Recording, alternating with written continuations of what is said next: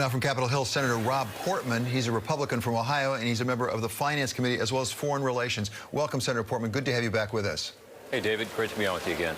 So in a prior life, you were our trade representative. You negotiated these deals. So as you listen to what the president had to say there, it was striking to me that he said structural change and fixing the deficit. Those are two very different things. It seems like fixing the deficit, or at least addressing the trade deficit, would be much easier than structural change. If he really wants structural change, what does that do to the odds of getting a deal?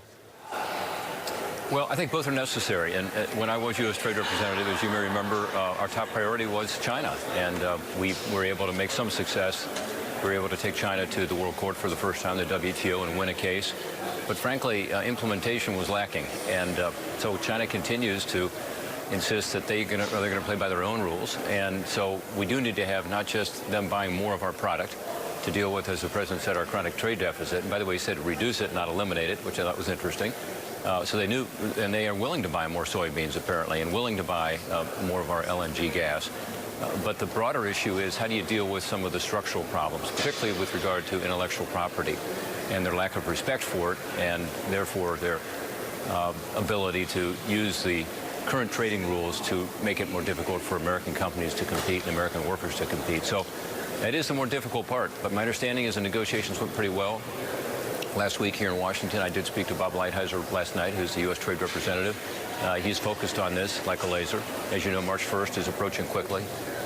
If there's not something done before that, then tariffs will go up on the Chinese imports to the United States. So my hope is that we can resolve these issues. I see some hopeful signs, but I do think it has to involve more than just buying more, because ultimately it's the structural changes that are damaging our economy more. It wasn't just about trade with China that the president talked last night. He also talked about NAFTA, or the replacement for NAFTA, USMCA. He also said he wanted some more trade authority. He said this is a reciprocal trade act that's been proposed in Congress. As I understand it, some people up on the Hill think we should be going the other way. Well, you know, trade's about a balance, right? So you want to be sure that when you are dealing with China, or for that matter, dealing with other countries around the world, it's on the basis of fairness. If it's not, then really it's too easy for those countries to retaliate against the United States and hurt our exports. I represent a lot of farmers in Ohio who are already, deeply concerned about what's happening, for instance, with regard to the application of 232, which is the national security waiver, because other countries like Canada and Mexico and the Europeans and so on are retaliating against our agriculture products. Same with our manufacturers. They're retaliating sometimes against them as well. So the 232, which is a national security waiver, really an exception to our normal trade law, says you don't have to prove any unfairness. You don't have to prove that there is dumping or selling below cost. You don't have to prove that there's subsidization. You don't have to prove that there's a surge of imports that's harming U.S. industry.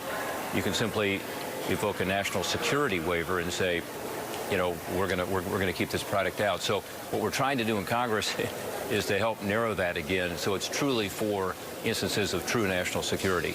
The president's talked about doing this with regard to cars and autos in general, as you know, small trucks, and that would be a real problem for American consumers. The cost of cars would go up over $2,000, we're told, but also for U.S. companies who rely on these supply chains that are global to make cars here. So our hope is that the legislation we're going to introduce today, which is 232 reform, will constrain that 232 power so it goes back to its original intent. So yes, China is not playing by the rules. When they cheat, they ought to be held to account. But other countries that are playing by the rules and are not dealing unfairly with us, I think you have to be very careful about slapping tariffs on them, because they'll simply retaliate, and eventually we'll lose the ability to have a national security exception to our normal trade laws. Senator, the State of the Union address, of course, was last night. It was originally scheduled to be a week earlier. We didn't have it because of that government shutdown. That still is not fully resolved. And I must say, listening to this president's speech, he spent a lot more time on immigration security and also the wall than he did on trade. And in fact, part of what he said is, in the past, most of the people in this room voted for a wall, but a proper wall was never built. I will get it built. Is this a line in the sand? Can we come to terms so we don't have another government shutdown 9 days from now? Gosh, I hope so. Government shutdowns are bad for everybody, and we just went through the longest one in the history of our country. And I think coming out of it, Republicans and Democrats alike are saying, well, why do we do this? It provides no leverage. It hurts the economy. It obviously hurts the families of federal employees who aren't getting paychecks. A lot of people are furloughed, and yet they get paychecks after the fact for not having worked. It makes no sense for taxpayers. Taxpayers always come out at the end, with paying more, not less, for government. So My hope is we'll avoid a shutdown. I've actually got legislation now that, as you know, we're working on to stop government shutdowns in the future. And this is, got 33 members of the United States Senate on our bill already. So people don't want another shutdown. On the border, I thought the president did a good job of talking about the problems at the border, what I would consider a crisis at the border because of the immigration issue, but also because of the drug issue. We're getting hit hard in Ohio and other states by the crystal meth and by the heroin and by the cocaine that is coming across that southern border, and also the trafficking that he talked about.